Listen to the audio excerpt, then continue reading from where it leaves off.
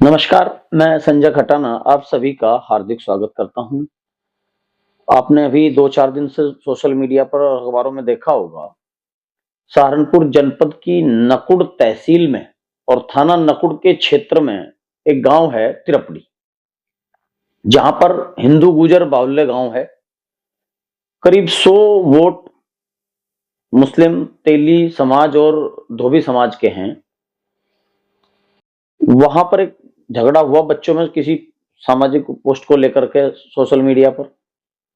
उस झगड़े में इतना दुस्साहस दिखाया कि पहले तो एक गुर्जर परिवार के लड़के को इन विशेष समुदाय के लोगों ने पीटा, और कमाल तो तब हो गए जब भरी पंचायत में समुदाय विशेष के लोगों ने गोली चला दी। ये कोई नफरत फैलाने का विषय नहीं है, ये कोई राजनीति करने का विषय भी नहीं है, लेकिन ये हमारी अस्मिता का विषय है कि गुर्जर समाज अपने आप को बाहुबली पता नहीं क्या क्या बताता है। मैं यहां उसकी संधि विच्छेद करूं, अच्छा नहीं लगने का, लेकिन बहुत बड़ी बड़ी बातें करने वाले लोगों के गांव में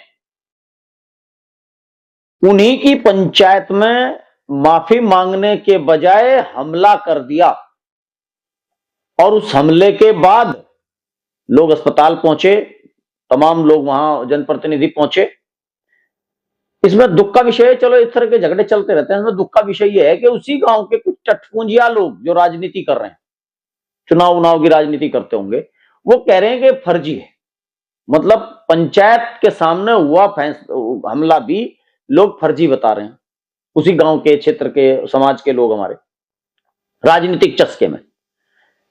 इस पर मैं 2 बिंदु पर चर्चा करना चाहता हूं। पहला बिंदु तो ये कि जो लोग उन्हें कमजोर निरीह मजदूर बता रहे हैं, हो सकता है संख्या बल में वो कमजोर हो, लेकिन झगड़ा संख्या बल से कभी नहीं होता। झगड़े के पीछे होती है हनक, वो सत्ता की हो, वो किसी संगठन की हो, वो किसी विशेष ताकत की, पैसे या राजनीति किसी भी दूसरी तरह की ताकत की हनक हो सकती है। तो जो लोग इन मजदूर, तथाकथित मजदूरों को कमजोर समझ रहे हैं, इनकी जांच करा लो। इनके संबंध किसी भी आतंकवादी संगठन से हो सकते हैं।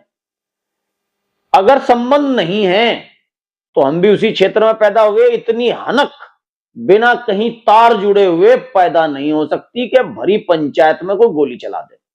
दम ही नहीं है किसी में इतना।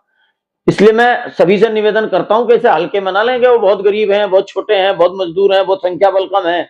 उनकी हनक देखकर लगता है कि उनके तार किसी आतंकवादी संगठन से जुड़े हुए हैं या किसी राजनीतिक सत्ता के गलियारों में जुड़े हुए हैं, या फिर वो खुद ही इतने सक्षम हैं, बदमाश हैं कि वो कुछ भी कर सकते हैं। लेकिन ये बातें जायज नहीं लगती कि वो सक्षम और बदमाश होंगे। उनके तार किसी आतंकवादी संगठन से जरूर जुड़े होंगे, वरना गुजर बाहुल्य गांव में इस तरह की बदमिजाजी करना आसान काम नहीं है। अब मैं दूसरे पक्ष की बात करता हूं। जो लोग कहते हैं जी इनकी गलती नहीं है बेचारों की, अबे भाई जब इस देश में अरबी आक्रांता आए तो तुम्हारे जैसे टटपूंजिया सूबेदार, चुबेदार, डुबेदार लोगों ने ही उनका साथ दिया कि मैं इस छोटी सी क्षेत्र का राजा बन जाऊंगा, मैं छोटे से क्षेत्र का राजा बन जाऊंगा। ये जो प्रधानी और जिला पंचायती है ना, ये आने वाले समय में तुम्हें बर्बाद कर देगी, और तुम्हारी ये प्रधानी का लालच इस कौम को, इस देश को बिठा देगा, और तुम्हें भी एक दिन सजदा करना पड़ेगा उन्हीं के चरणों में जिनको आज तुम कमजोर बताकर, लोगों को कमजोर बता रहे हो सिर्फ वोट के लालच में। इसलिए मेरा हाथ जोड़ के निवेदन है कि अर्धानी प्रधानी छोड़ दो, जिला पंचायती पंचायती कुछ नहीं होती, कमीशन खाने के लिए कर रहे हो यार। हमारे जो व्यापारी भाई हैं उनसे देखो, अगर तुम्हें पैसा ही कमाना है इस प्रधानी में तो व्यापारी बन जाओ, पैसे कमाओ।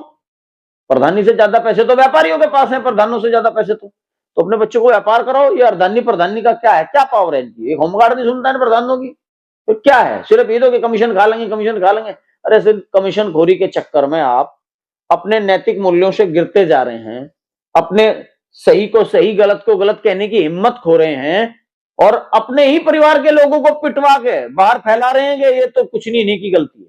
डूब कर मर जाना चाहिए ऐसे टटपूंजिया नेताओं को।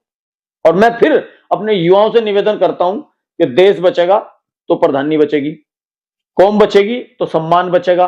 ना आपका देश बचेगा, ना आपकी कौम बचेगी, ना आपका सम्मान बचेगा। और आने वाले समय में जिस तरह कश्मीर में महिलाओं को आरे से काटा गया और बलात्कार किया गया, वो तुम्हारी इस तिरपड़ी में भी होगा, इस क्षेत्र में, गंगो क्षेत्र में भी होगा। ये कोई भटकाने वाली बात नहीं है, ये पूत के पाप पालने में दिख जा।